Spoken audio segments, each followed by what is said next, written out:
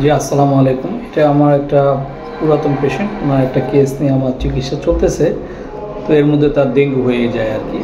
তো ডেঙ্গু হয়ে যায়, জ্বর, কাশি, মাথা ব্যথা। তো আমাদের একটা ট্রিটমেন্ট চলার কারণে আমি তাকে কোনো মেডিসিন দিই নাই, আমাদের রেগুলার মেডিসিনই চলতেছিল। কিন্তু যখনই তার জ্বর, মাথা ব্যথা, কাশি আরও বেড়ে গেল, তখন সে ডক্টর দেখাইছে এবং হসপিটালে অ্যাডমিটেড হয়েছে। সেখানে তার প্লাটিলেট টেস্ট করছে, তার 55,000 প্লাটিলেট আসছে, কিন্তু তার ডেঙ্গু ধরা খায় না। যখন প্লাটিলেট 55,000 হয়ে গেছে, তখন আমি বললাম যে আপনার ডেঙ্গু হয়েছে, ধরা না খেলেও আপনার প্লাটিলেট বাড়াতে হবে, আপনার হোমিওপ্যাথি আমি কিছু মেডিসিন দিন, আপনি নেন। তখন সে রাজি হয়েছে। আমাকে ফোন করে বলে, স্যার আমার তো ডেঙ্গু ধরা খায় না, কিন্তু প্লাটিলেট তো অনেক কমে গেছে, স্যার কী হইব আমার অবস্থা? আমার অবস্থা স্যার খারাপ হয়ে যাবে, আমার এমনি এখন মাথা চক্কর দিতেছে, স্যালাইন লাগায় রাখছে, খালি মাথা ঘুরা, কোনোভাবে উঠে বসতে পারি না, বসলে মাথা ঘুরে পড়ে জায়গা। আর ঘুম একবারে নাই। ঘুম তার এই অবস্থা হওয়ার আগ থেকে ঘুম কম ছিল, ঘুমের ওষুধ খেলেও ঘুমিতো না, এখন একবারে নাই।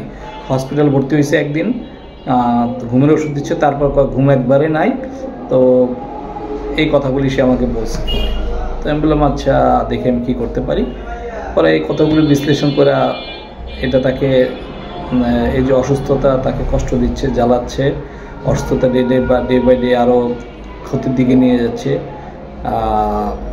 This is the delusion injury wing injury. আর তার ভিতরে একটা চিন্তা যে আমার যেভাবে প্লাটিলেট কমেছে, আমার অবস্থা খারাপ হয়ে যাবো, মাথা চক্কর দিতেছে, আরও অবস্থা হয়ে যাবে, স্যালাইন লাগাই দেবো, কে দেখবো? তার হাজব্যান্ড আবার থাকে হলো দেশের বাইরে, এখানে কে দেখবো? তাকে কে সেবা যত্ন করবো? মহিলা মানুষ নয়, ঘরের মধ্যে ছেলে আছে, ছেলেরা তো সব সেবা যত্ন করতে পারবে না, বাসা দেখবে না, হসপিটাল দেখবে, এই একটা অবস্থা। আমার কি অবস্থা খারাপ হলে কে আমাকে দেখবে, কে সেবা করবে? ফেয়ার সাফারিং, অবস্থা খারাপ হলে কী অবস্থা হবে, কেমনে কী করব? আর হলো কি, ঘুম একবারে নাই, ঘুমের ওষুধ দিছে, কোনো ঘুম নাই, স্লিপনেস অ্যাগ্রাভেশন। তো এটার উপর ভিত্তি করে তাকে আমি ব্রায়োনিয়া 0/2 দেওয়া হয় 2 ঘন্টা পর এক ডোজ খাওয়ার জন্য। তো যখন আমাদের ওষুধ খায়, তারপরে 1 ঘন্টা পরে ব্লাড নেয়, 1 ঘন্টা পরে ব্লাড নেয় একবার, এবং ওইটায় 68,000 রিপোর্ট চেঞ্জ আসে। তারপরে আবার, কারণ ব্লাডটা 3 বেলা নিত, সকাল দুপুর আর 3 বেলা নিত। আমি যখন দিই তখন মাগরিবের সময় ওষুধটা খায়, তারপরে আপনার সন্ধ্যার দিকে মাপে, তখন আসছে 68,000। সকালে আবার ব্লাড নেয়, তখন আসছে 75,000। আমি তাকে 2 ঘন্টা পর এক ডোজ করে খেতে দিছি। এখন মজার ব্যাপার হলো, আমি তাকে মেডিসিন দেওয়ার সাথে সাথে তার পিরিয়ড হয়ে গেছে, এবং পিরিয়ডের সাথে প্রচুর ব্লিডিং হচ্ছে। এখন সে ব্লিডিং সামলাবে না মাথা চক্কর দিকে সামলাবে না কী করবে বুঝতে পারতেছে না। কিন্তু আমি যেদিন তাকে প্রথম সন্ধ্যার দিকে ওষুধ যখন দিয়েছিলাম, ওষুধ খাওয়ার পরের সাথে সাথে তার আপনার ওই দিন রাত্রে তার ভালো ঘুম হয়েছে। আমি তাকে বলছি রাত্রে 8টা, 8:30 বাজে বলছি এখন একটু ভালো লাগতেছে।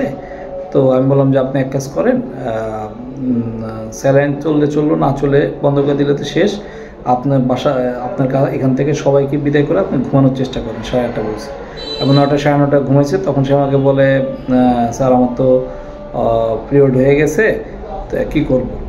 তো আমি বললাম যে অসুবিধা নাই, আপনার পিরিয়ড হইতে থাকুক, সমস্যা নাই, আপনি ঘুমানোর চেষ্টা করেন।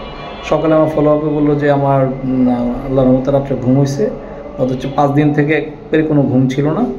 তো ঘুম হয়েছে, কিন্তু আমার পিরিয়ড হচ্ছে, ব্লিডিং বেশি হচ্ছে। আমি বলছি অসুবিধা না, ঠিক হয়ে যাবে। তো আমি তাকে আপনার 0/2 চলতেছে 2 ঘন্টা পর, যতটুকু সময় যোগে ছিল, রাতে খেয়েছে, সকালেও চলতেছে, 2 ঘন্টা পর চলতেছে। তারপরে 75, সকালবেলা ব্লাডটা নেওয়ার পরে দেখা গেল 75,000। তারপরে তারা একদিন পরে ছেড়ে দিছে। 55,000 থেকে মাত্র 24 ঘন্টা ব্যবধানে সে ব্লাডের রিপোর্ট চলে আসলো 75,000-এ। ঠিক আছে, 75,000 হওয়ার পরে ওরা বললো যে এর মধ্যে তারা ওই যে প্রথমে তো ডেঙ্গু ধরা খায় না, পরে আমি যখন ওষুধ দিই তার আগে সকালে যে ব্লাড নিছে ওইখান থেকে ডেঙ্গু স্যাম্পল নিয়েছে, রাত্রে ডেঙ্গু ধরা গেছে, আমাকে জানাইছে আমাদের ওষুধ খাওয়ার পর। তো ডেঙ্গু ধরা খেলেও না খেলেও সেটা বিভিন্ন প্লাটলেট কমে যাচ্ছে, আমি সেটার উপরেই কাজ করছি।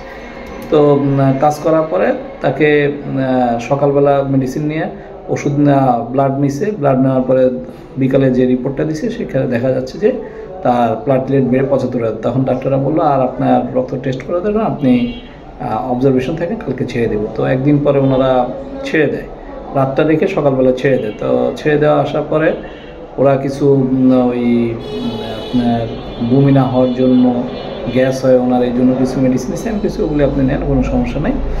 আর আমাদের ওষুধটা তখনও চলতেছে। তো আমি বললাম যে আমাদের ওষুধটা 2 ঘন্টা পর চলতে 1.5 দিন হয়ে গেছে, এখন শেষের দিকে।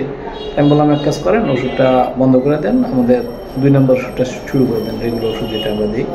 তো ওইটা শুরু করলো। আর আমি বলছি যে আপনি একদিন পরে ব্লাডটা টেস্ট করেন। ওরা কয় স্যার ওরা তো বলছে টেস্ট করেন, ওরা কি বলছে সেটা দেখাতে হবে না, আপনি টেস্ট করেন আপনি নিজে জানার জন্য।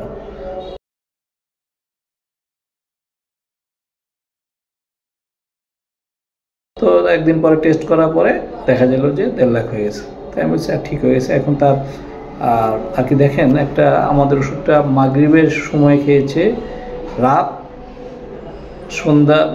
রাতের ব্লাডটা নিচ্ছে, সকালে ব্লাড নিচ্ছে, 2 ব্লাডের মধ্যে সকালে যে রিপোর্টটা রক্তটা নিচ্ছে সেটা রিপোর্ট দিচ্ছে বিকালের দিকে, রাতে যে ব্লাডটা নিচ্ছে সেটা দিচ্ছে 12টার দিকে। তো এই 2 অল্প কত সময়ের মধ্যে ওই 55,000 থেকে 75,000 হয়ে গেছে। ঠিক আছে। তো আসলে হোমিওপ্যাথি যে কি করতে পারে, আমরা আসলে ফার্স্ট প্রায়োরিটি হিসেবে হোমিওপ্যাথি নিতে পারি না, এটা মানুষের কোনো দোষ না। আমরা যারা কাজ করতেছি, আমরা মানুষকে ভালো সার্ভিস দিতে পারতেছি না, দিতে পারলেও সেটার সার্ভিস দিতে পারতেছি না, এটাই বলে প্রচারণাটার বিষয় না। তো আমরা এই বিষয়গুলিতে আমরা প্রত্যেকটা ডক্টর খুব ভালোভাবে নিজেকে ডেভেলপ করার চেষ্টা করি, ভালোভাবে নিজেকে আয়ত্তে করার, পেশাটাকে আয়ত্তে করা, প্রফেশনালিজম আনার চেষ্টা করি। ইনশাল্লাহ মানুষ আমাদের কাছে আসবে, মানুষ আমাদের কাছে সেবা নেবে, এবং মানুষ সমাজের একটা ব্যালেন্সিং পরিবেশ তৈরি হবে, মানুষ শান্ত থাকবে, সমাজে ক্রাইম কমে যাবে। তো সবাইকে ধন্যবাদ। এই ডেঙ্গু কেসটা আমার এই সিজনে একটাই ডেঙ্গু কেসে পর্যন্ত করছি, এর আগে যেগুলি করছি ফিভারে সেগুলিতে ভিডিও দিয়েছি আমি। তো সবাইকে ধন্যবাদ। আসসালামু আলাইকুম।